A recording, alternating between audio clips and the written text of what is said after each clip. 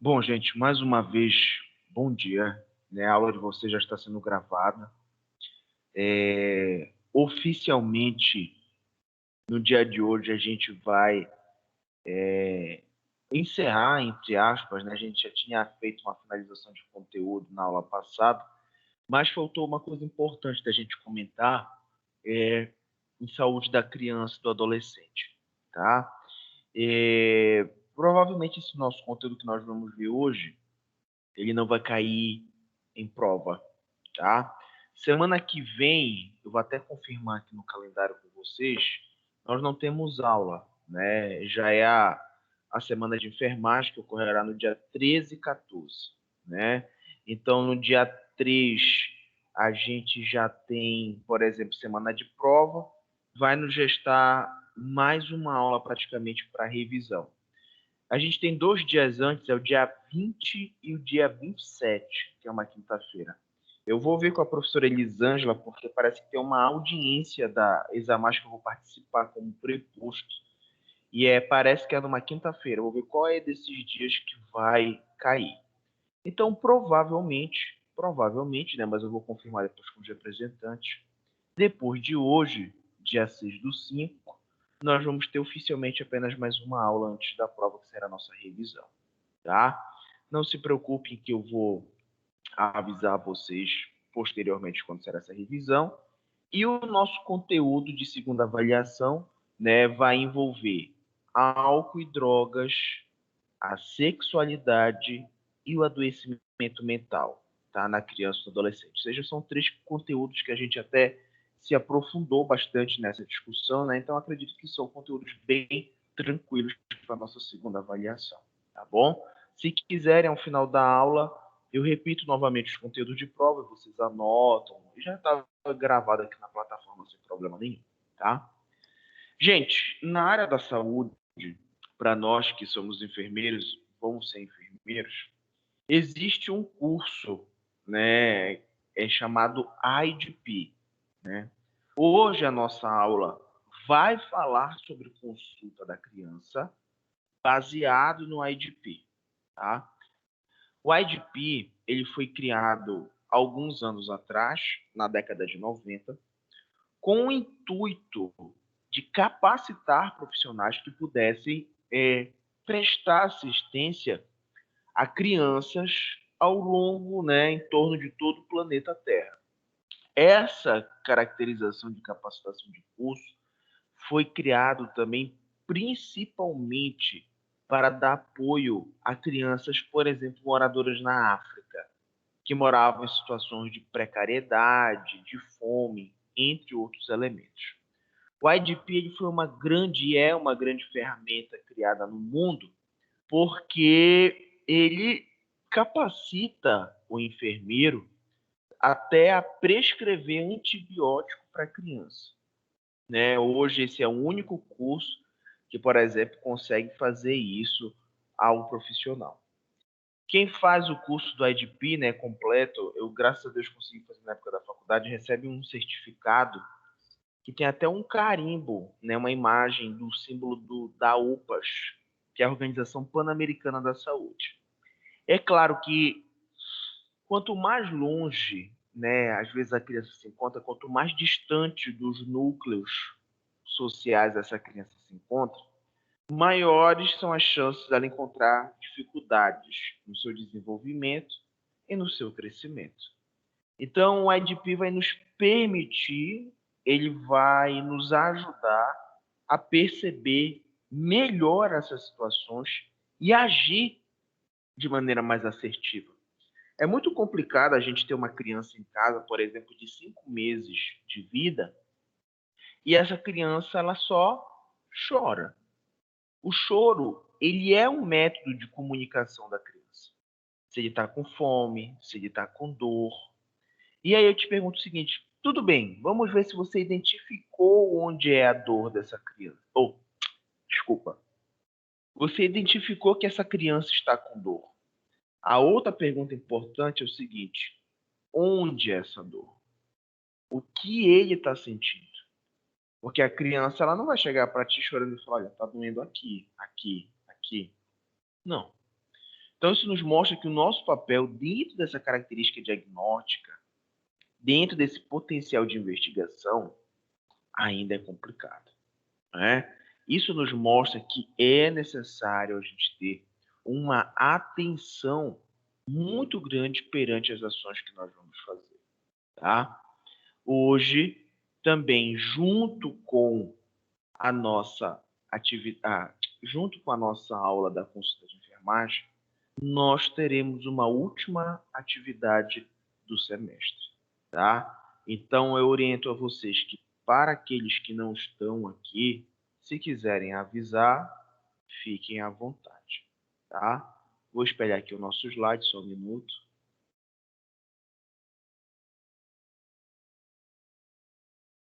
Gente, vocês estão conseguindo ver o slide, sim ou não?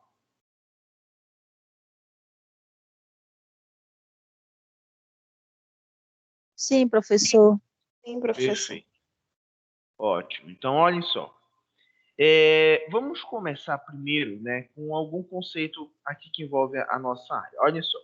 Os profissionais da saúde devem aprender a avaliar e diagnosticar alguns sinais que o bebê ele poderá indicar que não está tudo bem com a sua saúde.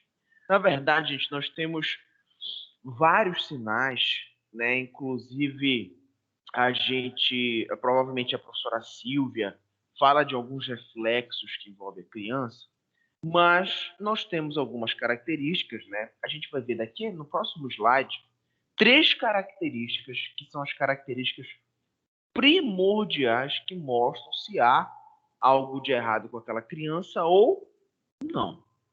O que a gente precisa entender que é importante? Eu falei para vocês sobre a consulta da criança no mundo, falamos sobre, por exemplo, a questão da África, né, outros países pobres, porém, a gente precisa olhar para o Brasil. Nós moramos no Brasil, né? E aí, olha que coisa interessante. O SUS, que é o nosso Sistema Único da Saúde, né, surgiu através da Lei 8.080 do ano de 1990. O SUS ele veio transformar positivamente a saúde no Brasil, né? Ela veio estruturar novas formas de atenção à saúde. Perfeito. Quando foi em 1994, o Brasil criou um programa chamado Programa Saúde da Família. Esse programa depois mudou de nome e virou Estratégia Saúde da Família. Algumas de vocês provavelmente já ouviram falar em Estratégia Saúde da Família. E o que é que a Estratégia Saúde da Família tem como base? Ela é uma estratégia presente dentro da atenção básica, né? Ou seja, é uma estrutura que faz parte da atenção primária em saúde, que visa realizar o acompanhamento próximo do profissional da saúde com a população. Isso faz com que o ACS, que é o Agente Comunitário de Saúde, ele possa ser os olhos da enfermagem e da medicina na comunidade. O enfermeiro com o médico, eles não têm a possibilidade de estar todo dia andando na comunidade, indo na casa das pessoas, vendo como elas estão. Para isso, o agente comunitário da saúde, ele vai observando os locais e levando as demandas para a enfermagem, para a medicina. Por que isso é importante, gente? Porque a estratégia saúde da família hoje é considerada uma das principais, ou talvez até a principal medida que nós temos na atenção primária, né, de avaliação do crescimento e desenvolvimento de crianças, entre outros. Então, a gente precisa entender que nós temos ao nosso lado uma ferramenta dentro da estratégia de saúde da família que nos possibilita que futuramente a gente evite uma superlotação hospitalar e até várias internações em excesso, né? Porque quando você encontra uma criança que pode estar exposta a um elemento que leve ela, por exemplo, a, sei lá, a uma parasitose intestinal, por exemplo, você consegue fazer um processo de educação em saúde, medicações, e isso evita com que ela tenha que ser operada futuramente disso. Professor, mas nós estamos aqui no ano de 2021, muita globalização, muita coisa tecnológica. Ainda tem gente que faz cirurgia para tirar parasitose da barriga. Gente, ainda tem gente que morre de parasitose intestinal, né? Lembre-se que nós somos um país ainda em desenvolvimento e ainda marcado pela pobreza. Então, nós ainda fazemos parte de grupos prioritários que nós devemos, sim, ter atenção. Essa estratégia de saúde da família, ela foi uma estratégia que eu digo o seguinte, gente, ela foi criada priorizando muito a enfermagem. Tanto que hoje, essas estratégias elas são coordenadas, na sua grande maioria, por enfermeiros ou enfermeiras. Isso nos mostra que nós temos uma ferramenta muito concreta, né, de atuação e principalmente de ação frente ao processo saúde e doença em crianças, tá? Vamos continuar. Bom, primeiramente nós vamos falar sobre o acompanhamento para bebês menores de 2 meses de idade. Esse indivíduo que tem menos de 2 meses de idade ainda é um indivíduo muito precoce.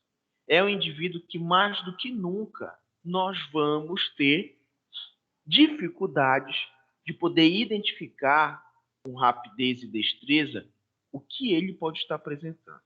Mas olhem só, geralmente os bebês menores de 2 meses não apresentam sinais claros de doenças como as crianças maiores. Geralmente, a única forma de avaliar o estado grave de saúde é observar se estão mais molinhas, o choro fraco e a diminuição da alimentação. Gente, esses 3 elementos, eles são assim extremamente de alerta para nós, né? O enfermeiro que ele trabalha com a consulta à criança, ele deve ter uma atenção, né, e a gente chama de feeling, né, para perceber essas características na criança. Primeira delas é o que a gente chama da criança estar mais molinha, né? A mãe às vezes usa muito essa expressão. E por que que essa criança ela está mais molinha? Pelo mesmo princípio que nós, quando estamos doentes, também ficamos assim menos ativos. A criança, ela desenvolve febre e a dor, ela é uma característica limitadora. Ou seja, o indivíduo ele fica limitado pela dor. A mulher, quando está com cólica intensa, por exemplo, em casa, ela não vai jogar bola, né? Ela não vai correr, porque ela está limitada.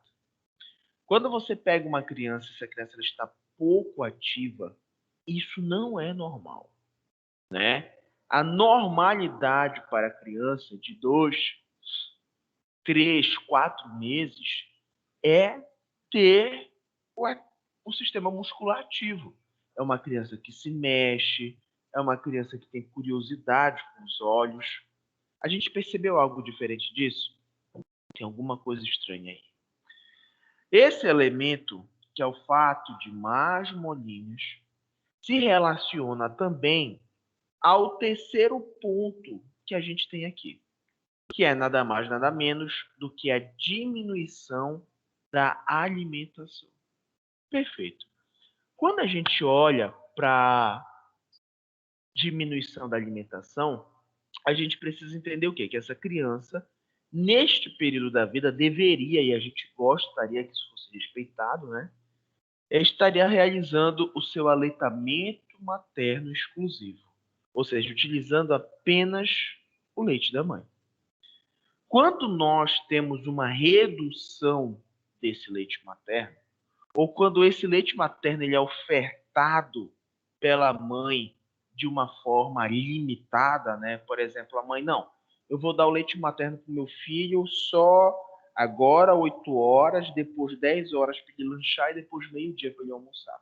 Isso, infelizmente, não é livre demanda, né? Isso daí ela está fracionando a alimentação da criança. Quanto mais fracionada ela for no segmento da mãe criar isso ou outros cuidadores, quanto mais ausente o leite materno for da criança, maiores são as chances do quê?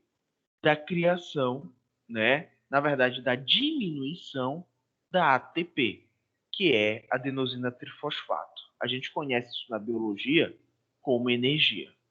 Se você diminui a alimentação de qualquer indivíduo, nossa, de uma criança ou de um bebê, é claro que você está diminuindo a oferta de energia, né?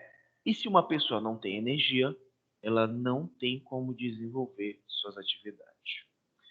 Quando a gente fala de energia, de adenosina trifosfato, é importante a gente também entender o quê?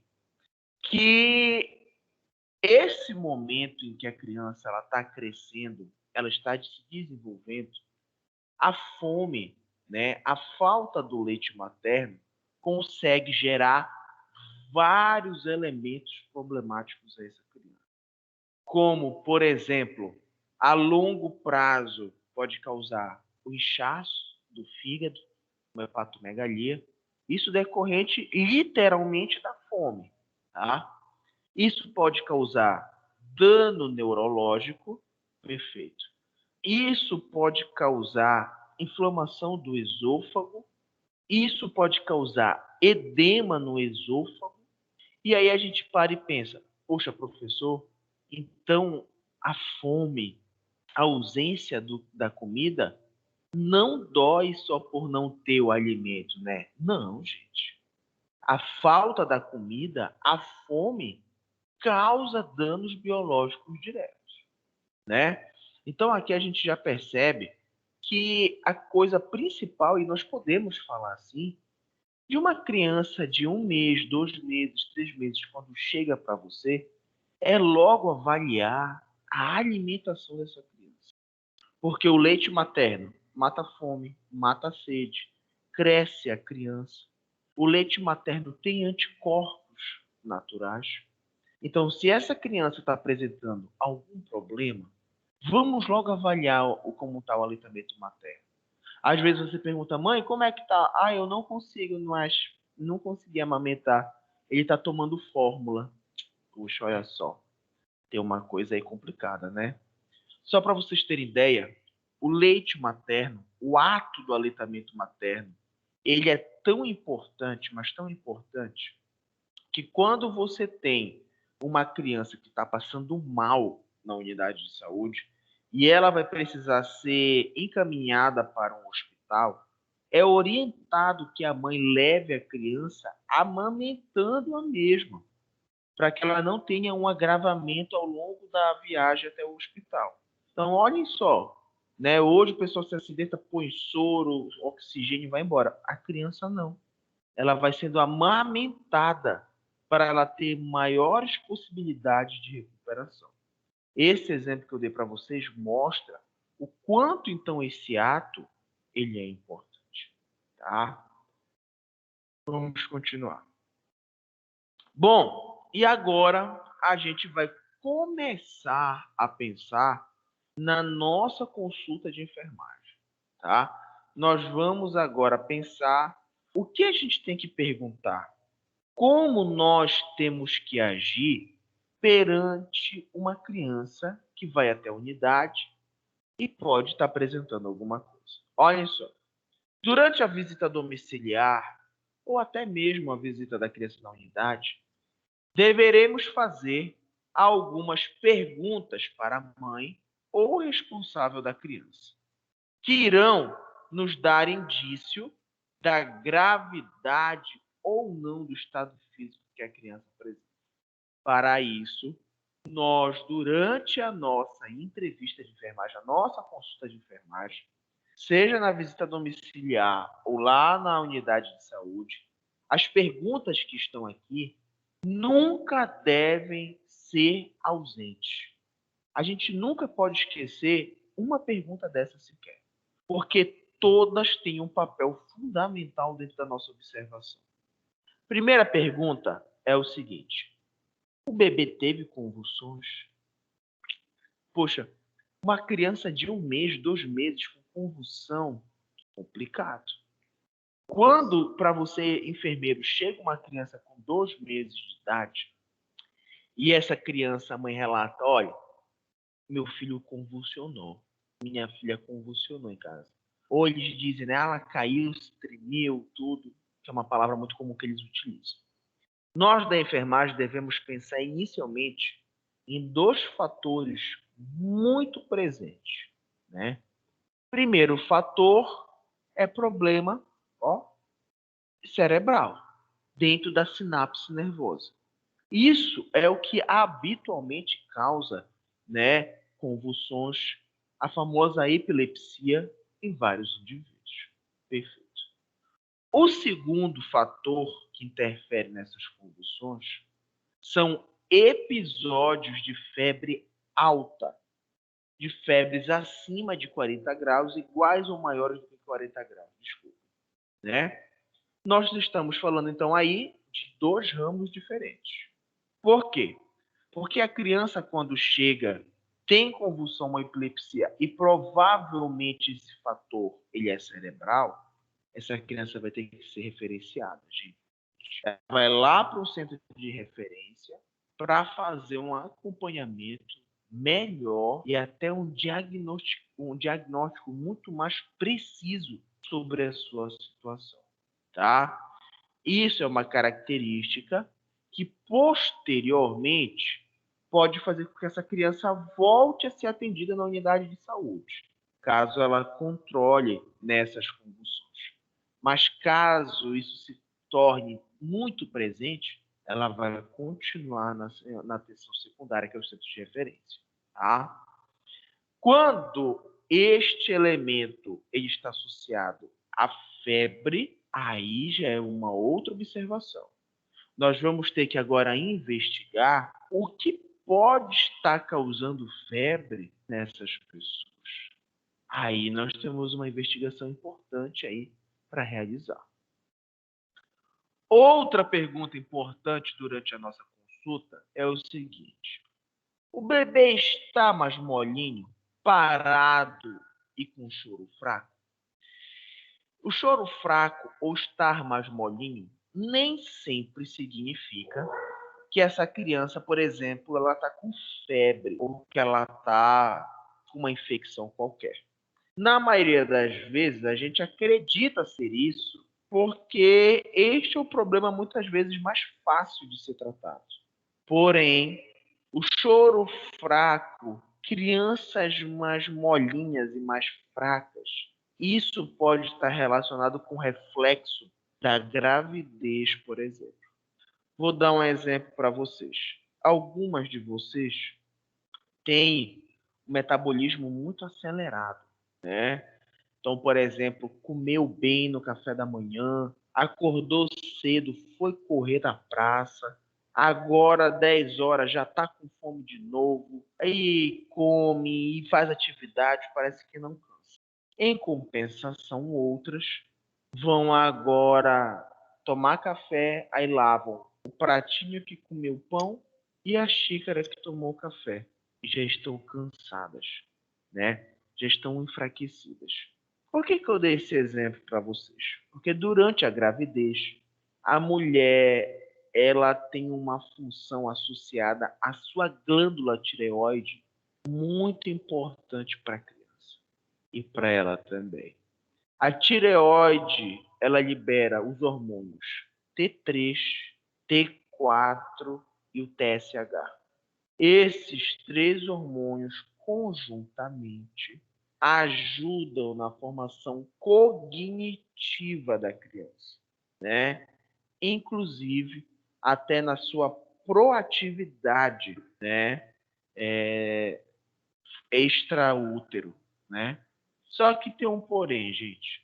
A gravidez por si só, ela pode causar a diminuição do hormônio TSH na mulher.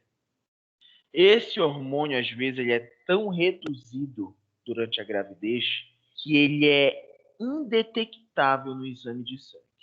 Então, vamos imaginar que hoje o valor de TSH é, por exemplo, em média 2,2 nanounidades internacionais por ml, né, ou por litro, eu não me lembro.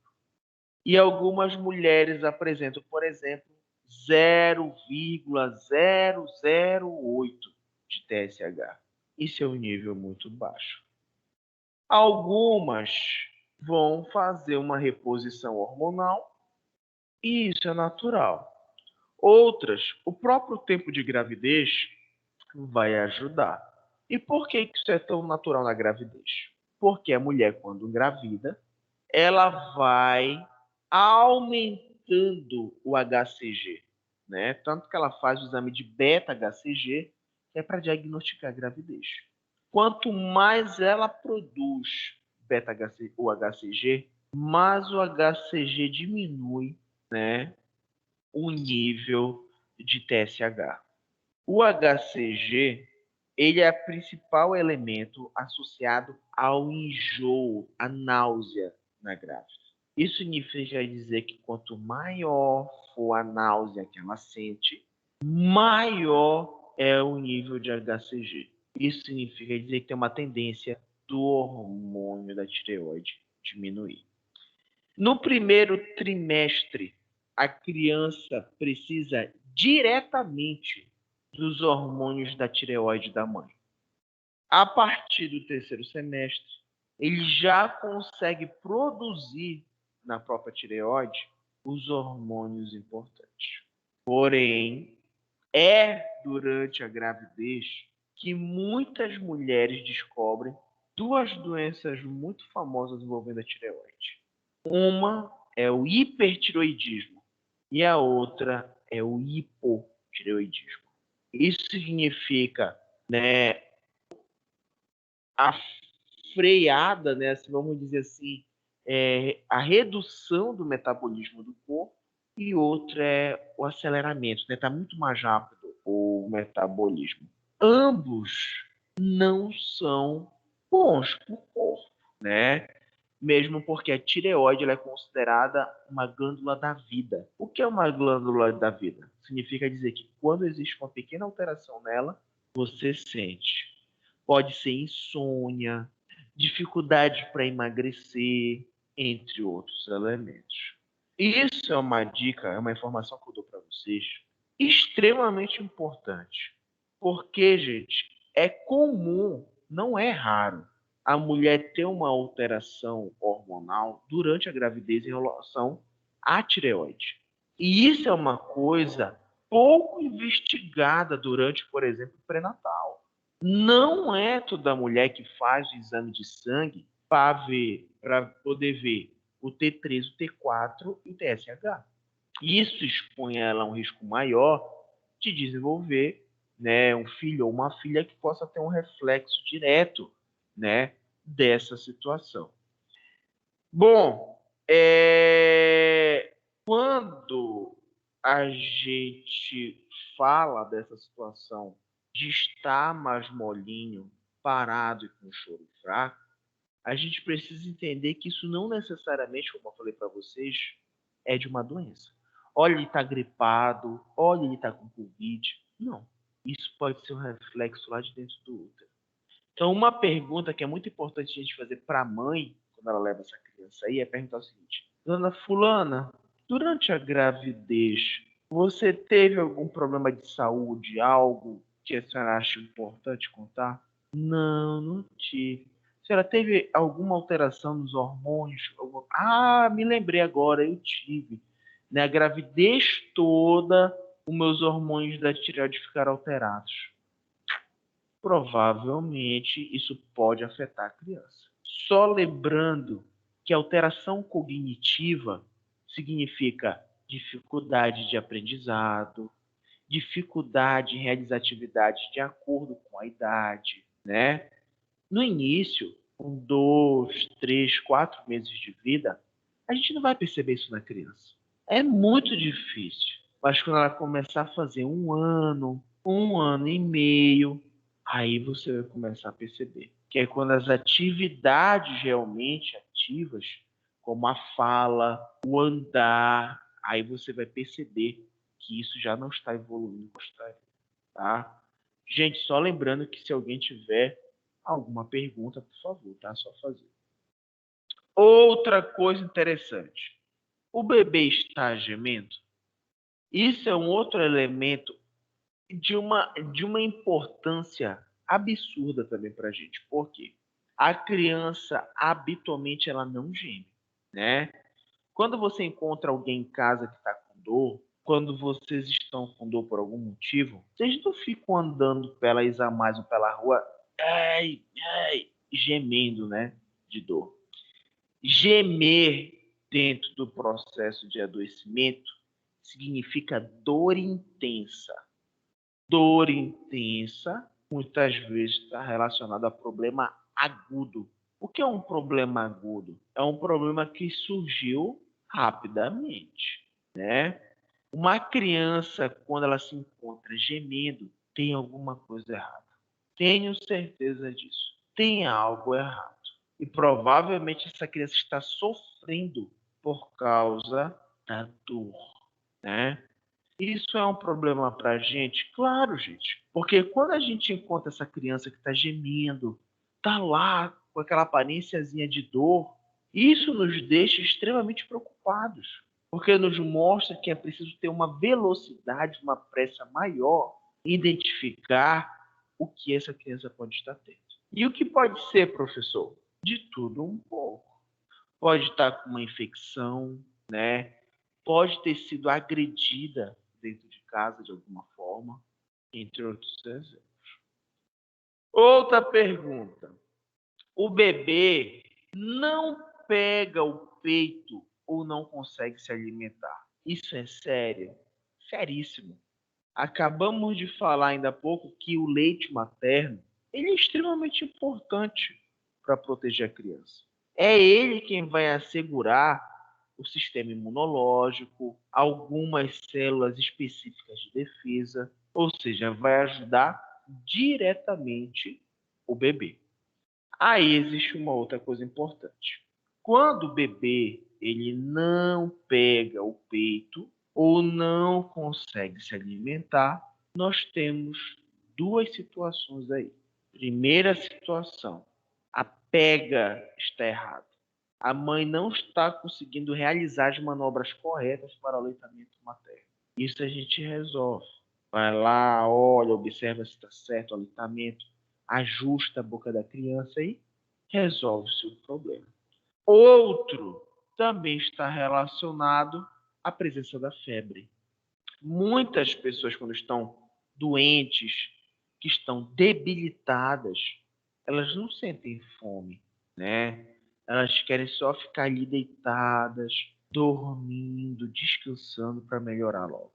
A criança muitas vezes é assim. Um dos grandes reflexos da doença na criança é a perda de apetite. E isso é perigoso por quê? Porque se ela ficar um dia sem comer, vocês podem ter certeza que no outro dia ela está internada tomando soro. A criança não tem como ficar, gente, por exemplo, um dia, 24 horas sem ingerir o leite. Isso pode ser, inclusive, fatal, tá? Olhem só, o bebê tem febre ou temperatura baixa? Tá aí, né? A gente sempre fala muito da febre, da febre, da febre, e às vezes a gente nem comenta muito sobre a temperatura baixa, né? Mas logicamente que a febre, ela apresenta características para a gente de importância maior. Por quê? Porque, gente, o nosso sangue, ele tem um ponto de ebulição menor do que a água, né? A água ferve a 100 graus Celsius, né? O sangue ferve menos do que isso. Quando nós temos um processo de febre, né, ou a hipertermia que a gente chama, a temperatura alta ela tem a capacidade, a característica de quebrar as cadeias de aminoácidos que formam as proteínas no corpo. Essas proteínas estão presentes nos músculos, estão presentes no músculo respiratório, no músculo cardíaco, né? E estão presentes no cérebro, né? Então, uma criança quando tem febre, né? Quando passa, por exemplo, dos 40 graus, e ela, por exemplo, convulsiona, foi algo que a gente já falou, nós precisamos fazer uma avaliação neurológica pós esse evento na criança. Porque todo o tipo de convulsão relacionado à febre e a outros motivos, mas principalmente a febre, devem ser investigados se causou algum dano cerebral ou não. Então, gente, essa temperatura alta, ela é muito importante. Ela significa algo que a gente precisa ter muita atenção. E as nossas mães, mesmo muitas vezes sem saber desse processo que envolve desnaturação proteica, quebra de aminoácidos, elas já eram muito preocupadas quando a gente apresentava febre. Me lembro quando eu era criança que a minha mãe, ela pegava, quando estava com muita febre, uma bacia, botava um pouco de água, botava um pouco de álcool, ia molhando aquela toalhinha, botando na minha cabeça, nas minhas costas, para reduzir a temperatura. Isso era uma manobra muito boa, porque o álcool, né, ele, vamos dizer assim, ai, como é que eu posso usar a palavra certa para vocês? Ele capta, né, o calor com uma maior facilidade, ele evapora com muita facilidade. Então ele consegue absorver, entre aspas, a febre. Tanto que aquela toalhinha que a gente coloca na testa da criança, quando a gente toca a toalhinha, ela está quente. A gente não pode usar só o álcool porque ele resseca o tecido. E é por isso que ele é utilizado junto com a água. Então, gente, hoje isso daí é a principal manobra que nós temos para reduzir a febre. Professor, fulano de tal uma vez estava com 42 graus de febre. A gente pegou ele e botou debaixo de um chuveiro. Ele tinha risco de morrer, de ter um desequilíbrio térmico aí? Gente, vou dizer uma coisa para vocês. O risco térmico, ele existe para muitas pessoas de várias formas. Você, quando está na rua, aqui em Belém, meio-dia, pegando aquele sol na cara, que chega até teu cabelo fica quente, de tanto calor, de tanto sol que tá, e você chega na geladeira, abre a geladeira para beber uma água, você tem risco ali de ter um choque térmico.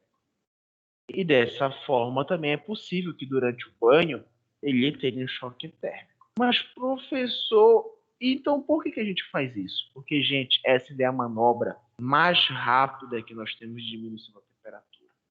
E você tem que entender o seguinte: se essa temperatura aumentar, ou a qualquer momento, ele pode ter uma convulsão e uma lesão cerebral permanente. Então, o risco da convulsão é maior do que o risco do choque térmico. Por isso, devemos realizar. Bom, falando agora sobre a temperatura baixa, nós estamos falando de hipotermia. A hipotermia, ela nada mais é do que a redução da sua temperatura corporal. E a gente precisa entender que nós temos alguns órgãos, né, coisas, estruturas no corpo que nos ajudam a produzir calor. Uma dessas estruturas são, os músculos, né? A atividade muscular, ela libera calor no meio externo. É por isso que quando a gente vai correr, quando a gente vai jogar, brincar de algum esporte, a gente começa a suar. Por quê? O suor nada mais é do que uma tentativa do corpo de tentar esfriar a superfície aquecida, né? Mas só que tem uma coisa interessante aí. A maioria, eu acredito que talvez até 90% dos casos de crianças que apresentam hipertermia, isso está relacionado a doenças genéticas, tá? Como, por exemplo, problema cardíaco, tá? Como, por exemplo, síndromes de base muscular, entre outras doenças. Professor, toda criança que apresenta temperatura baixa é isso? Não, não é só isso. Mas vocês podem ter certeza que existe uma probabilidade grande aí desse indivíduo ter algum problema nesses segmentos. Sabe por quê? porque eu vou fazer uma pergunta para vocês. Vocês já viram alguém, né, ou alguma criança com a temperatura baixa? Eu nunca vi.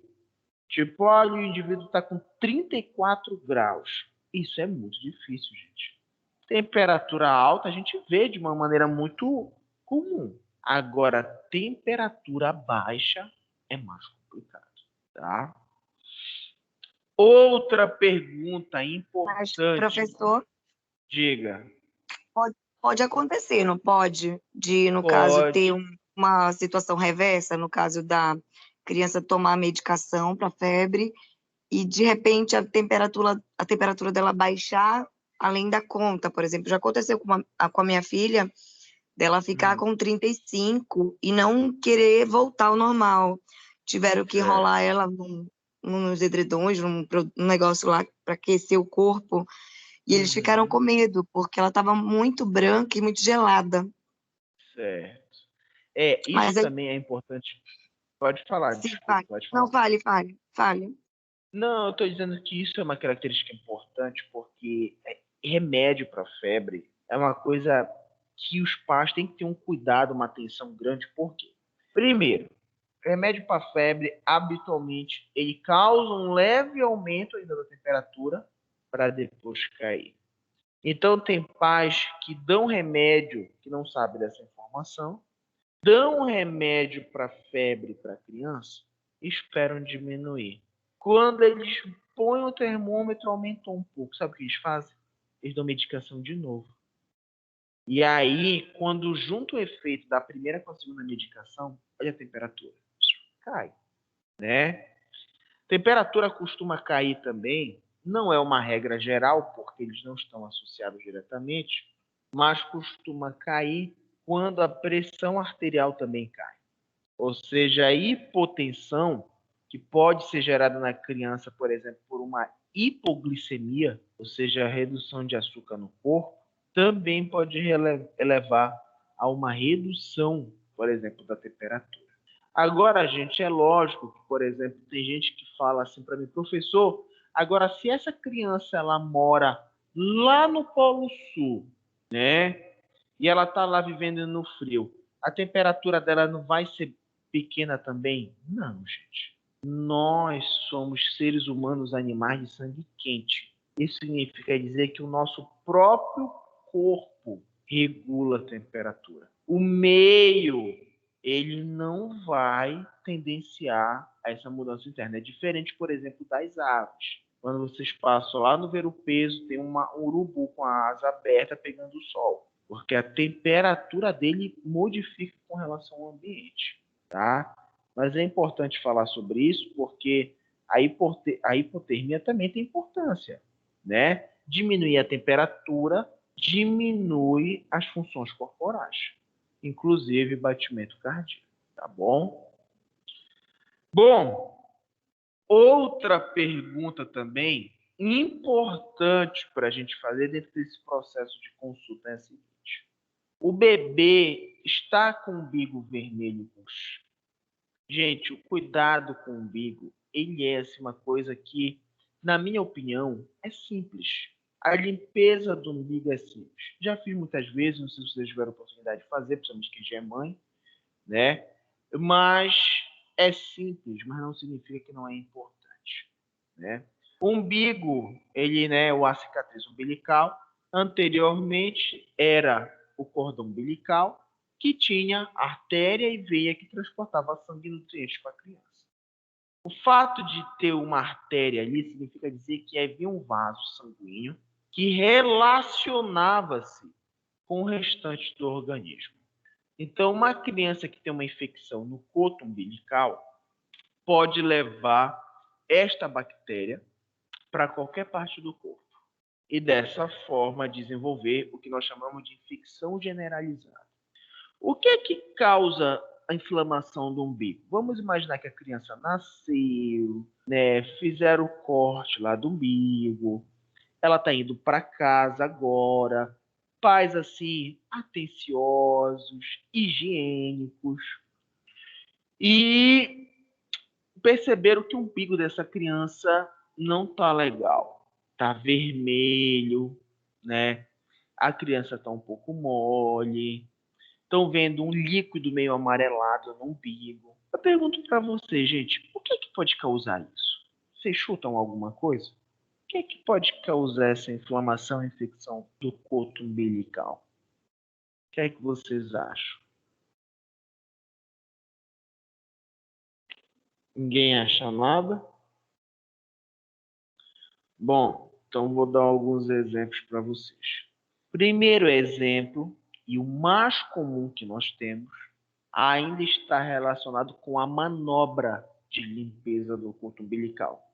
A gente costuma pegar uma gaze com álcool, né? Segurar o coto e limpar em torno, limpar o coto umbilical e tudo mais. Eu já vi algumas mães e pais realizando, né, a limpeza do coto umbilical. Gente, é um medo explicável, claro. O pai está preocupado, está com medo de machucar. Mas é uma manobra tão fraca que dificilmente limpa aquele coto umbilical. Ou seja, acaba aumentando a possibilidade de uma colonização bacteriana naquele coto umbilical. Perfeito. Outra coisa importante é, por exemplo, o tempo de uso da mesma fralda. Criança às vezes urina, defeca, e aquela fralda, né, vocês já viram? Fica aqui, coitado, na altura da costela da criança quase. Aqueles elementos de urina e fezes podem colonizar bactérias que podem contaminar a cicatriz umbilical. E outro muito famoso também é o atrito do coto umbilical com algum tipo de roupa. Então a mãe comprou 1000 roupas e ganhou 1000 roupas. Ela vai perder nesse processo umas 1.500 roupas, porque ela só vai usar tudo se ela colocar todo dia na criança umas 5 roupas. Que a criança cresce absurdamente rápido nos primeiros 3 meses de vida, né? Você pega uma foto de uma criança que nasceu hoje, pega a mesma foto dessa criança, pega essa mesma criança daqui a um mês. Ela é outra pessoa já, totalmente diferente, né? E aí, gente, o que é que acontece? Isso é importante para a gente entender que na temperatura que nós vivemos aqui no Pará, em Belém, que é uma temperatura alta, ainda tem pais que colocam muita roupa na criança.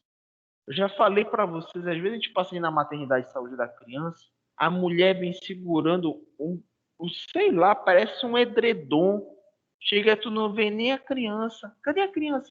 Aí a mãe puxa assim a pontinha do pano, chega, ela tá lá dentro, no meio de tudo que aquilo que é pano. Falei, gente, isso virou um hábito. Essas imagens de sair da maternidade, do menino com uma luva, uma meinha, todo arrumado, num bando de pano. Isso veio de uma origem americana-europeia. Claro, os caras têm temperatura abaixo de 0 lá. Tem que proteger. Aí tu quer chegar aqui em Belém, a mulher tá saindo lá 11 horas da manhã da saúde da criança, o sol torando lá no céu e o menino tá todo enrolado no pano. Isso aumenta não só os riscos de infecção e inflamação do coto umbilical, como de problemas na pele relacionados ao calor. Tá bom? Vamos continuar. Aqui nós temos mais um. Oi, pode falar. Alguém quer falar algo? Deixa eu só ver aqui o negócio. Tá, se alguém quiser falar algo, só falar, gente. E aí, olhem só. O que é que acontece? Nós temos aqui Professor. mais uns. Diga. Não, você já respondeu, era sobre a questão do umbigo vermelho. Eu tinha uma dúvida, mas depois eu pergunto, continue a aula. Mas seu filho está com o umbigo vermelho? Não, era uma dúvida sobre a questão do umbigo vermelho do bebê, mas depois eu pergunto que para não Tá bom. atrapalhar a sua aula, seu raciocínio Não, agora. você pode ficar à vontade, não tem problema nenhum. Estou aqui mesmo para tirar as dúvidas. Acho até importante, às vezes, vocês até perguntarem para depois a gente não esquecer, mas você pode ficar à vontade, pode falar. No caso do neném com com o umbigo vermelho é somente pela manobra ou tem alguma infecção relacionada, pode ser alguma coisa por alimentos, talvez, ou o próprio leite? Fiquei com essa dúvida. Pois é, o que é que acontece é o seguinte, essas crianças que às vezes desenvolvem intolerância à lactose, coisas do tipo, são casos à parte, né? Porque elas às vezes costumam ter reações maiores de trato gastrointestinal, diarreia intensa, né? A própria cólica, o que gera muito choro na criança. Porém, já existem alguns estudos que mostram que isso pode refletir de maneira geral no corpo. Isso então significa dizer que pode estar relacionado a características como essa. Mas 95% das vezes em que o umbigo está assim inflamado, está composto, está vermelho, isso está relacionado com a manobra de limpeza ou com o uso dessas roupas muito apertadas ou um ambiente muito quente, né? Então, eu tenho uma pediatra chamada Tainá Santiago, se eu não me engano, aqui em Belém. Ela também tem uma página no Instagram, ela é uma pessoa de muito conhecimento, jovem ainda, mas de muito conhecimento. E ela fala que aqui em Belém, por exemplo, nós ainda temos um hábito muito grande, né, de, por exemplo, deixar sempre a criança muito bem vestida. E ela falou que isso não é um perfil para nós, né? Então ela fala, a criança está em casa, está conosco, aí a mãe quer colocar a calça comprida, uma camisa de manga comprida, uma luva, uma touca, né? E uma meia, porque é bonito, ganhou, tem que usar. E ela falou, não é necessariamente esse pensamento. E ela disse que hoje esse era um dos grandes motivos das crianças terem problema de pele e principalmente no umbigo. Não é só isso, né? Pode ter problemas relacionados ao umbigo, de coisas que a gente nem imagina. Vamos imaginar que durante o corte, né, do cordão umbilical, o instrumental cirúrgico poderia estar contaminado. É difícil? Mas poderia estar contaminado. E isso já está ali gerando um problema severo, né? Outra coisa importante é que quando você vai para casa, os pais têm um medo, muitas vezes, absurdo, porque você tem uma criança e tu vai cuidar, né? Depende 100% de ti. Não é que nem um cachorro que tu vai trabalhar, deixa comida, ele brinca. Não. Ele vai precisar de você 24 horas por dia. Então, às vezes, gente, os pais, eles até esquecem, né? Vou dizer a verdade para você, até esquecem de limpar o bico. Ou às vezes, quando banham a criança, esquecem de enxugar corretamente a criança. Isso tudo potencializa, tá bom? Bom, outras perguntas importantes para a gente também investigar e até mesmo realizar durante a nossa consulta de enfermagem. O bebê está com muitas pústulas na pele? Caramba, gente, o que é pústula, né? A pústula nada mais é do que aquele pontinho de pus, né? Lembra muito uma picada de inseto, por exemplo. A pústula, ela está associada a uma característica de higiene, né? Porém, na nossa região, por ser uma região marcada pela temperatura alta, isso não é tão difícil de acontecer, né? E a gente não pode, por exemplo, deixar a criança o dia todo dentro de uma bacia de água para ela ficar refrescada. Pústula na pele, dentro da nossa região, é até comum. Em outras áreas, não é comum. Então, você vai lá para o Rio Grande do Sul, temperaturas amenas, criança apresenta pústula na pele. Vocês podem ter certeza que isso pode estar associado a hábito de higiene, de contaminação dos outros. Professor, não entendi. Pessoas que chegam da rua sujas, pessoas que chegam da rua não lavam as mãos e tocam na criança, cheiram a criança, carregam a criança e contaminam a pele. E leva a essas manifestações conhecidas como pústula. Eu acho que vocês já leram sobre isso em algum lugar, mas sempre é importante a gente enfatizar um pouco mais, né?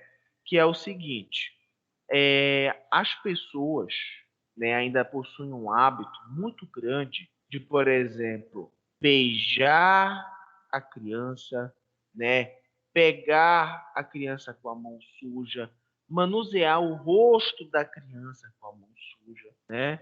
E tudo isso são situações, gente, que a gente expõe, né, o indivíduo a um risco enorme.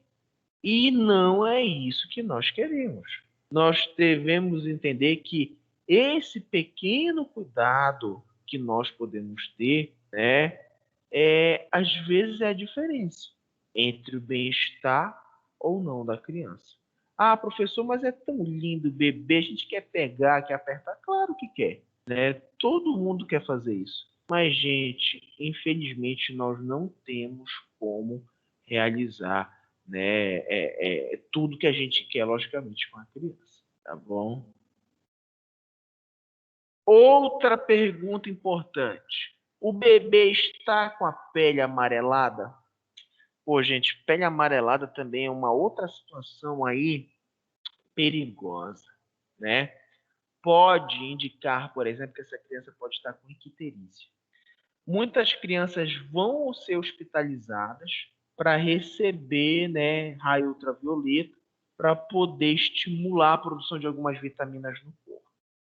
Para isso ocorrer naturalmente, a criança faz um processo chamado de banho de sol. Acho que vocês já ouviram falar sobre isso, né? O banho de sol é importante porque nós fazemos a ingestão de alimentos com algumas vitaminas que não vêm ativas para o corpo. A luz do sol ativa elas no corpo. Ótimo. Professor, então a criança deve pegar sol? Deve, mas com ressalvas. Quais são essas ressalvas? Melhor horário para a criança tomar banho de sol. De 6 horas da manhã, 8 horas da manhã, 8 e meia da manhã. Ah, professor, mas eu não vou acordar 6 horas da manhã para levar meu filho para pegar sol. Eu vou levar ele 11 horas da manhã porque o sol está até mais intenso, vai ser até melhor, né? Não. Lembrem-se, sol intenso, maior radiação, maior risco de alterações no tecido, né? Poxa, professor, então a gente tem que acordar cedinho para levar? Tem. Gente, vocês já viram na rua? Às vezes a gente sai cedo de casa, a gente vê muito isso. É a mãe carregando o neném, é o pai no carrinho levando a criança, porque este é o melhor horário. Bom, outra coisa importante, o bebê, está com placas brancas persistentes na boca. Isso pode ser moníase, né? Esse processo está relacionado à contaminação de objetos ou do próprio corpo da criança, né, por micro-organismos externos. Como assim micro-organismos externos? Se vocês estiverem aqui na sala, vamos imaginar que vocês estão morrendo de fome, né? E aí vocês compraram aquela unha de caranguejo, assim, olha, deliciosa. Vocês tiraram do saco, né? Ainda nem deram a primeira mordida. Coxinha, a unha caiu da mão de vocês no chão. Eu pergunto para vocês, vocês pegam rapidinho do chão e comem ou vocês pegam e jogam fora?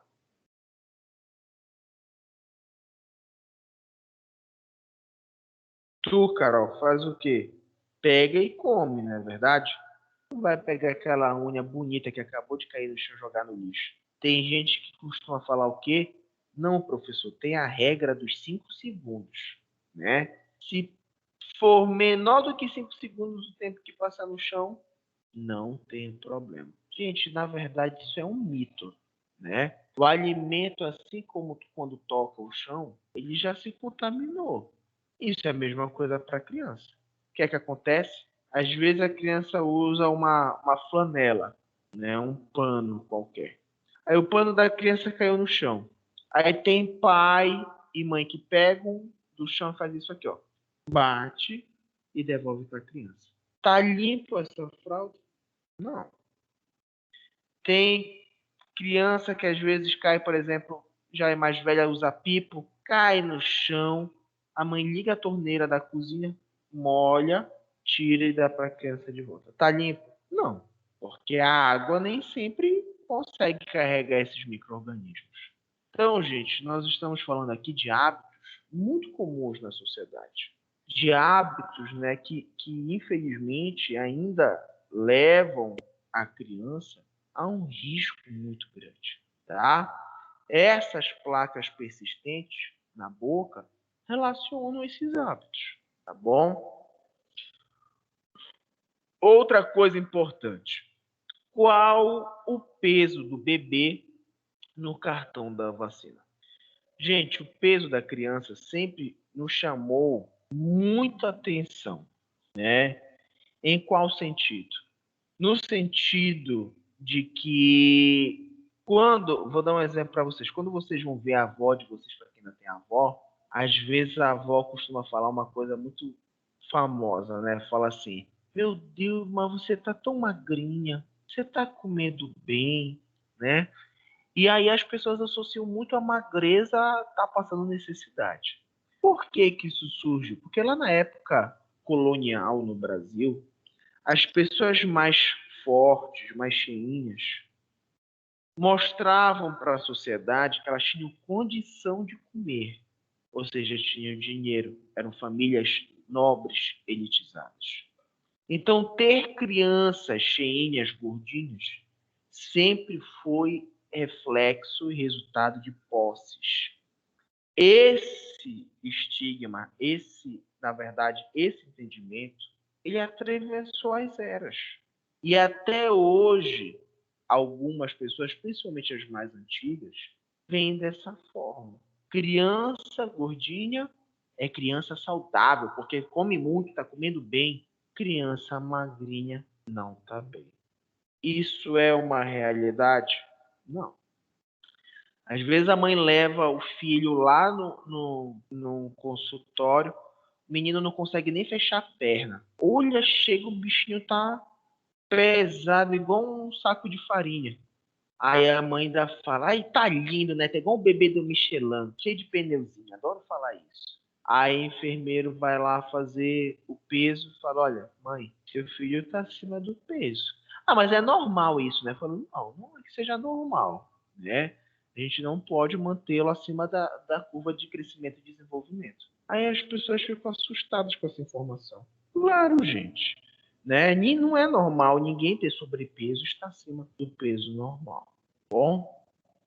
Bom, outras perguntas importantes. O cartão da vacina está em dia? Uma criança que vai fazer 2 meses de idade, ela tem 2 vacinas, né? BCG e hepatite. Vai começar agora o grupo das grandes vacinas, né? Mas, durante a consulta de enfermagem, sempre é importante o profissional avaliar a carteira de vacinação, principalmente para ver como é que encontra-se o andamento do respeito dessa vacinação. E outra pergunta importante é: o bebê está com outros problemas? Nossa, professor, quais seriam esses outros problemas que a gente não investigou aqui que seria importante a gente falar? Vou dar um exemplo para vocês, gente. Existem crianças que desenvolvem algo chamado de hemiplasia. O que é hemiplasia? É quando um lado do corpo tem uma maior dificuldade de exercer força como o outro. Então, por exemplo, às vezes você olha para a criança, ela está com esse braço, por exemplo, apoiado sobre a barriga e o outro mexendo normal. E você consegue perceber que ela não mexe muito esse braço, ou não mexe esse braço. Isso, às vezes, tem algum problema motor relacionado. Então, a criança ativa costuma mexer os 2 braços ao mesmo tempo, às vezes, e as 2 pernas. Quando você percebe uma alteração de um lado do corpo, fique atento. Pode ser uma hemiplasia. Professor, isso daí é para a vida toda? Às vezes pode ser, mas se for diagnosticado, feito fisioterapia especial desde o início, tem chances muito grandes de voltar ao normal, tá bom? Esse é um dos tipos de problema que a gente pode investigar. Bom, gente, olhem só. Quando a gente pergunta para a mãe e observa essas respostas, teve convulsão, né? Olha, o bebê tá mais molinho, o choro fraco. Olha, a criança tá gemendo, não consegue pegar o peito, não se alimenta, tá com febre, temperatura baixa, tá com diarreia, tá com umbigo vermelho, tem muitas pústulas na pele. Isso é considerada uma doença, o que é que está escrito aqui? Muito grave. Gente, isso aqui não é brincadeira. Vocês estão vendo, eu estou falando para vocês, isso aqui não é brincadeira, né? Então, isso é importante para a gente entender que, por exemplo, esse pequeno probleminha que parece ser para os pais, para a avó, para os tios, uma besteirinha, para a criança pode ser um problema muito grave, tá? O que é que nós devemos fazer? Encaminhamento urgente ao hospital. No caso de todas as perguntas ao lado derem positivas, o encaminhamento urgente ao hospital deve ser amamentando, como eu falei para vocês, tá? Porém, essa criança, né, ela pode ter algumas características que não são sinônimos de gravidade, como, por exemplo, poucas pústulas na pele, a pele um pouco amarelada, placas brancas persistentes na boca, né? A gente olha ali o cartão vacinal da criança, ó, tá tudo bem, não apresenta nenhum outro problema, ou seja, são alterações bem pontuais, né? O que nós devemos fazer? No caso de todas as perguntas ao lado, derem positivas, encaminhe o bebê para a unidade de saúde mais próxima. E aí, gente, quando esse bebê ele vai para a unidade de saúde, ou às vezes ele volta lá do hospital daquele tratamento mais severo, a enfermagem sempre tem que indagar a mãe, o cuidador, sobre as coisas que aconteceu. Então vamos imaginar, a criança passou mal, você acabou, olha, mãe, vai com ele para o hospital. Daqui a uma semana ele voltou e está lá com você. O que é que a gente pergunta? Qual foi o problema? O que foi que o médico disse que era? Como é que foi resolvido? Outro, o bebê tem alguma dificuldade, continua sem conseguir se amamentar ou se alimentar? Quais foram as orientações que os profissionais lá da saúde, do hospital deram, né, para você? E o tipo de tratamento? Qual foi o tipo de medicação, a dose? Quantos dias o bebê tem que tomar essa medicação, né? E quando vai ser a próxima consulta marcada com ele no hospital? Então vocês percebem que é uma investigação muito detalhada. As evoluções, gente, as consultas de enfermagem envolvendo a criança e adolescente não podem ser consultas de um parágrafo de 3 linhas. Ao contrário, são consultas, evoluções extensivas que procuram necessariamente, né, nos permitir um alcance maior da nossa observação dentro da prática, tá bom? Pessoal, alguém tem alguma pergunta? Sim ou não?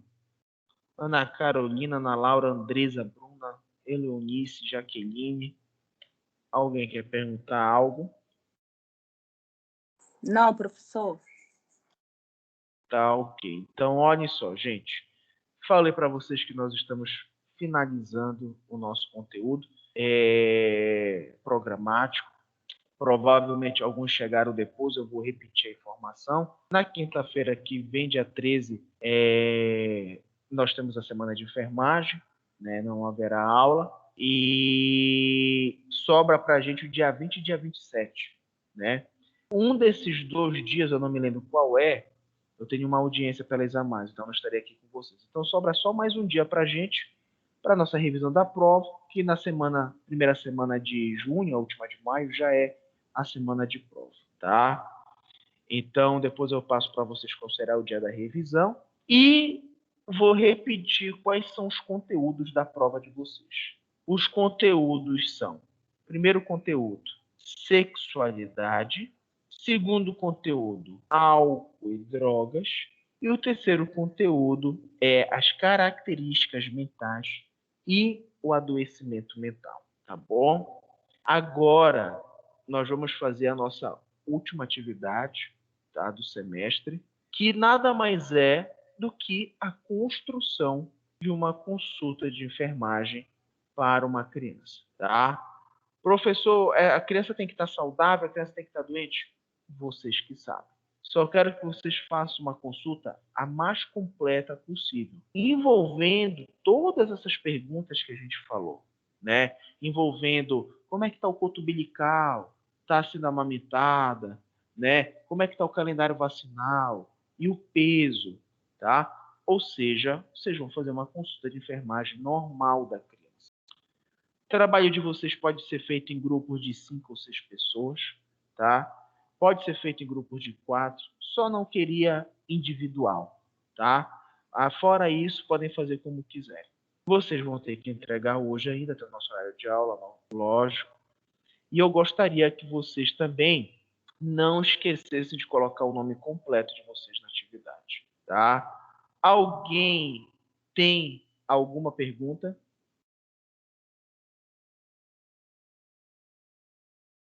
Não. Eu vou colocar aqui no chat de vocês um protocolo que eu tenho aqui sobre como realizar a... Peraí. Sobre como realizar a consulta de enfermagem, que já pode ajudar vocês. Peraí.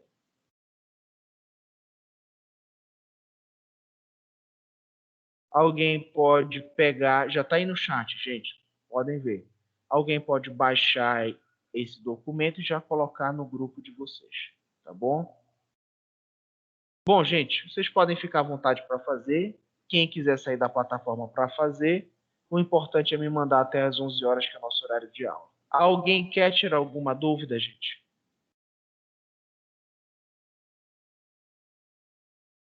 Não? Então eu estarei aqui esperando. Vou só desligar meu microfone. Se alguém tiver alguma dúvida, é só me chamar. Professor, é para enviar para o seu e-mail? Pode enviar por e-mail ou para o meu WhatsApp, não tem problema. Tá, ok.